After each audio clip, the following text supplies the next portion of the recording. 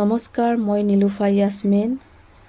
আজি জুবিন দাৰ শ্ৰদ্ধাঞ্জলি জনাইছোঁ। বিদায়খনত তেখেতৰ বাবে এটি কবিতা আবৃত্তি কৰিছোঁ। এটি যুগৰ অৱসান ঘটিলে। আজি আকাশৰ তৰাবোৰে তোমাক দেখি মিচিকাই হাঁহিছে, কাৰণ তুমিও তৰা হৈ জিলিকিবা। সকলোৰে হৃদয়ত তুমি বাস কৰা, সেয়েহে আজি হৃদয়েৰে অশ্ৰু বৈ গৈছে। বিহু মানেই যে জুবিন দাৰ সংগীত। এইবাৰ বিহু তুলি তুমি অবিহনে সেমেকা। তুমি কেতিয়াও আমাৰ মাজৰ পৰা হেৰাই নোযোৱা।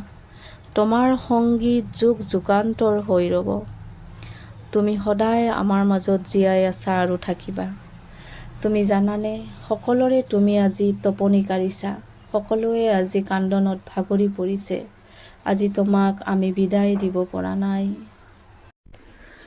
তুমি যে পাখি মেলি অজান দেশলৈ গুচি গ'লা, আমাৰ মনে মানিব পৰা নাই। ধন্যবাদ।